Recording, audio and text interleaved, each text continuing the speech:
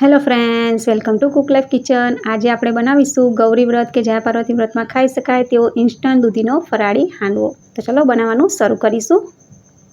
તો હાંડવો બનાવવા માટે મેં 1 વાટકી મોરૈયો લીધો છે અને મોરૈયાને મેં 2 પાણીથી સારી રીતે ધોઈને સાફ કરીને 2 કલાક પલાળી દીધેલો। તો તેને મિક્સર જારમાં ઉમેરી દઈશું અને ત્રીજા ભાગનો મેં સાબુદાણા લીધેલા છે, તો તેને પણ મેં 2 પાણીથી સારી રીતે ધોઈને 4 કલાક પલાળી દીધેલા। તેને પણ આપણે મિક્સર જારમાં ઉમેરી દઈશું અને હવે તેને પીસી લઈશું।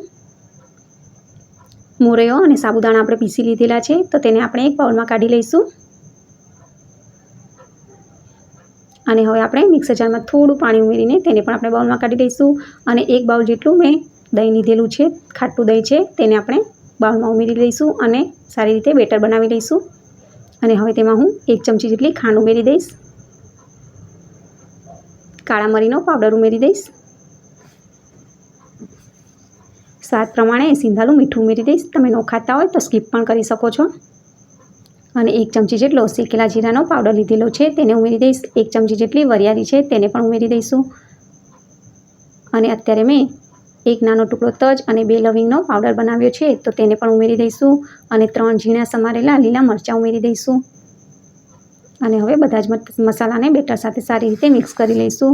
અને અત્યારે મેં 200 ગ્રામ જેટલી દૂધી લીધેલી છે, દૂધીની છાલ મેં કાઢી લીધેલી છે, તો તેને ખમણી વડે છીણી લઈશું। તો દૂધીને છીણી લીધેલી છે અને હવે ઉપરથી તેમાં ધાણા ઉમેરી દઈશું અને હવે દૂધીને અને ધાણાને બેટર સાથે સારી રીતે મિક્સ કરી લઈશું। અને હવે 2 ચમચા જેટલું ખીરું એક નાના બાઉલમાં કાઢીશું અને ચપટી જેટલો કુકિંગ સોડા ઉમેરી દઈશું અને તેને એક્ટિવ કરવા ઉપરથી થોડું લીંબુ નીચોવી દઈશું। સારી રીતે મિક્સ કરી લઈશું અને હવે એક કઢાઈમાં 2 ચમચી જેટલું તેલ ઉમેરી દઈશું। તેલ ગરમ થાય એટલે તેમાં જીરું, થોડા તલ અને મીઠા લીમડાના પાન ઉમેરી દઈશું અને હવે જે એક્ટિવ કરીને ખીરું રાખેલું છે તેને ઉમેરી દઈશું અને 5 મિનિટ ઢાંકીને ચડવા દઈશું। તો 5 મિનિટ થઈ ગઈ છે અને નીચેથી હાંડવો ચડી ગયેલો છે, હું તમને બતાવી દઉં। તો તમે જુઓ નીચેથી ચડી ગયો છે। તો હવે ફરીથી આપણે બીજી બાજુ પણ શેકવાનો છે, તો તે સેમ પ્રોસેસ કરીશું। તલ, જીરું અને મીઠા લીમડાના પાન ઉમેરીને હાંડવાને 5 મિનિટ ચડવા દઈશું। તો નીચેથી પણ હાંડવો સારી રીતે ચડી ગયેલો છે, હું તમને બતાવી દઉં। તો આ જ રીતે હું બીજા હાંડવાને પણ બનાવી લઈશ।